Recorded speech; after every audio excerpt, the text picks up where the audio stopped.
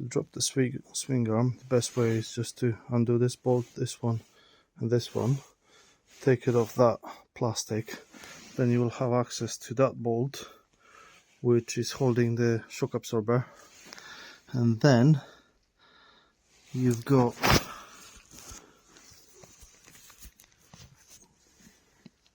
those two bolts which holds the adjuster of the shock absorber. And once you undo those, then there's another two, I'll show you what after. There's another 4 bolts that needs to be undone to lift the plate a little bit so you can drop the swing arm down enough.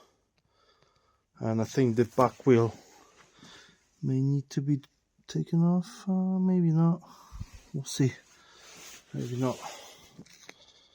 So now after this plastic has been taken off, I'll have access to this 14mm bolt up there, and that needs to be undone in order to drop this swing arm. So after you undo the 5mm Allen key for the adjuster for the shock absorber, there's another 4 Allen key 5mm, 1, 2, and the other side 1, 2, so 4 all together to lift this plate up, so then this piston for the shock absorber will allow to drop further down, so you have nice and easy access to that gear selector switch with the socket. So I'll see you once I drop the shock absorber and all. Right, when you undo this, it won't come out itself, so magnet, it's quite helpful to pull it out. And then with this bolt's removed, this whole plate, aluminum plate, you should be able to lift it up a bit, just enough to pass this swing arm. See, I'll just drop this, and now I need to pull this one up a bit, just tiny bit, 2-3 millimeters up, to bypass this one, and then I'll have much easier access to that hole there. Right, so now hopefully this should be just enough to get the socket in there with the extension and the ratchet to undo it and replace it with a new one. And this is how I didn't need much to drop that.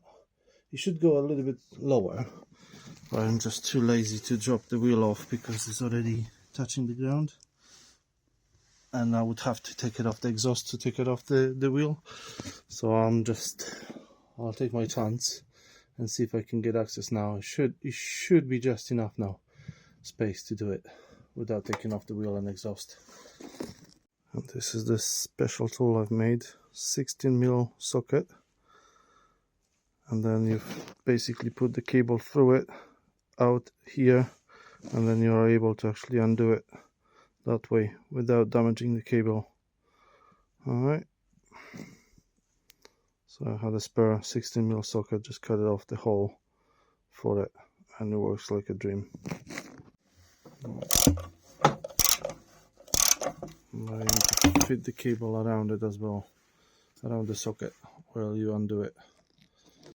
Right, my plan didn't work out, and from experience I don't want to snap this gear selector switch inside the crankcase, because it happened to me before.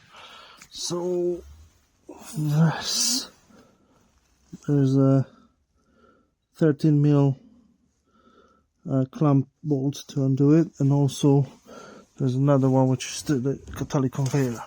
That shield is bolted in, so that one bolt needs to be undo it, and then you can slide it out the exhaust tip to be able to pull the wheel out.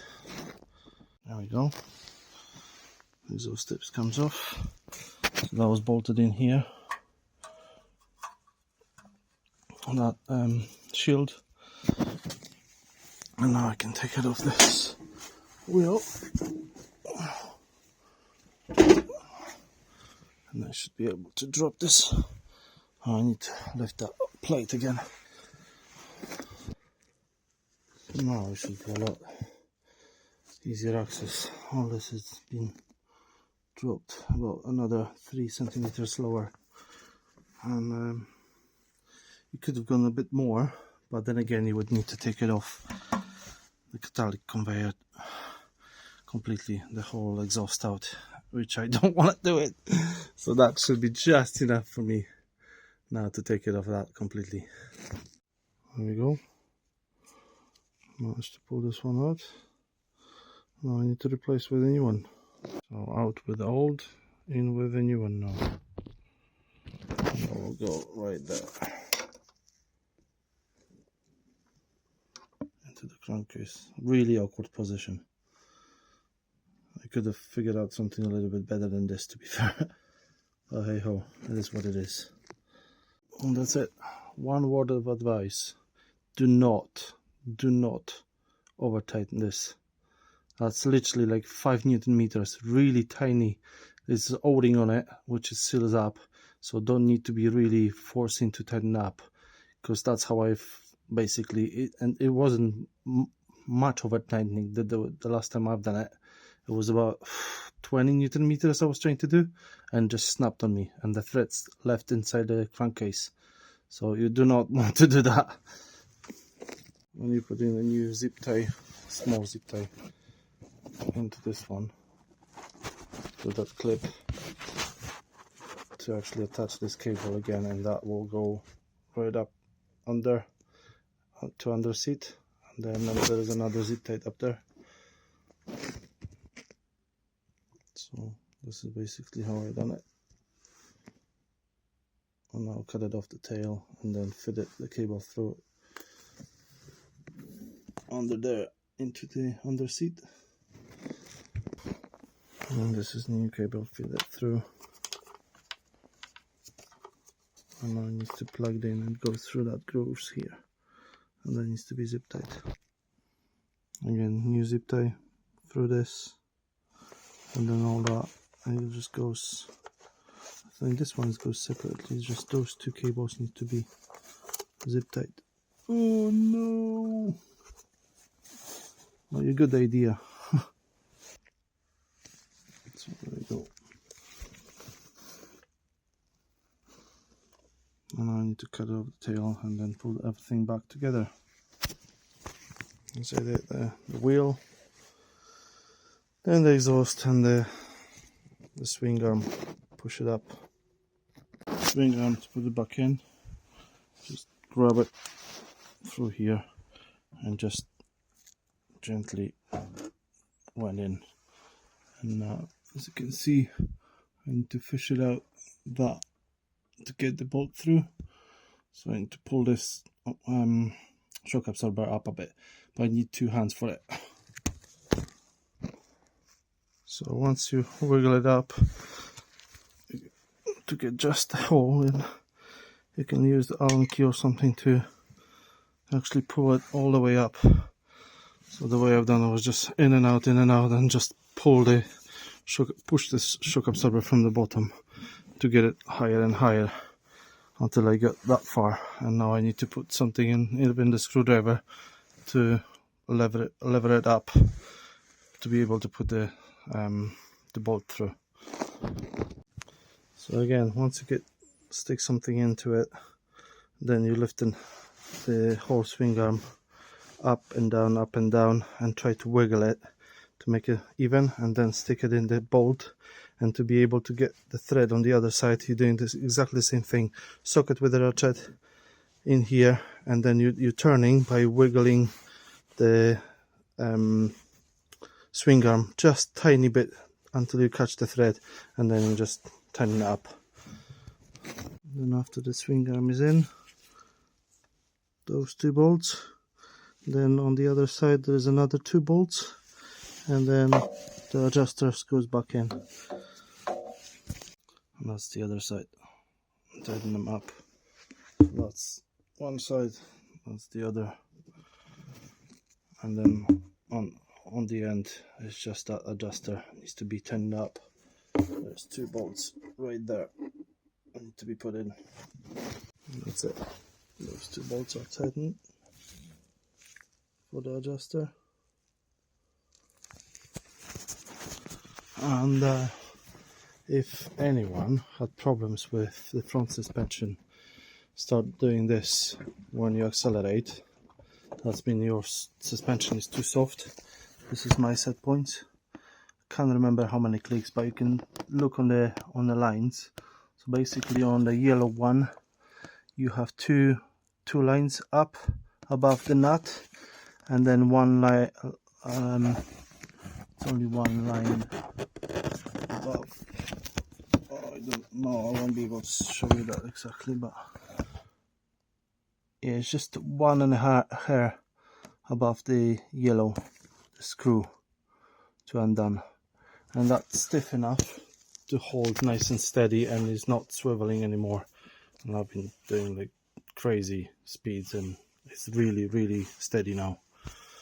So same on the other side. Two lines on from that nut on the yellow one, and then one line on the clicker. And over here I think I had like 9 clicks on the bottom on both sides, and it's been spot on. And the rear suspension obviously as well, this is fully tightened, and so much on the top, and then I just adjusted on the stiffness, and that's usually is on the middle, and it's absolutely perfect. It's just if someone has problems, because when I bought it, it was so soft I just couldn't go anything close to 100 miles an hour. It was just doing that fishy thing, which was quite scary. Now it doesn't do that anymore. The back is back, and the wheel is back. So now it's just basically left just the side cover, this one, and the seats. Side cover, seats, and then after I've changed the oil, the engine cover. So to put this one in or even undo it, you have 2 sliders here, 2 plastic ones, slides into those slots like so, and this one goes into the tank like this, and then you bolt it in. So I need 2 hands to do that. So the way you do it, you slide it in here first, and then you just checking it out to slide into those plastic clips like this, and that will clip in, and then you're ready to put the bolted back in. I've bolted everything back together, but I haven't even tested whether that actually works.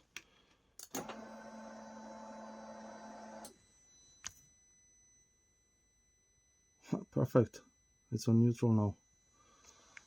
So let's try. That's the first gear, neutral. Second, neutral.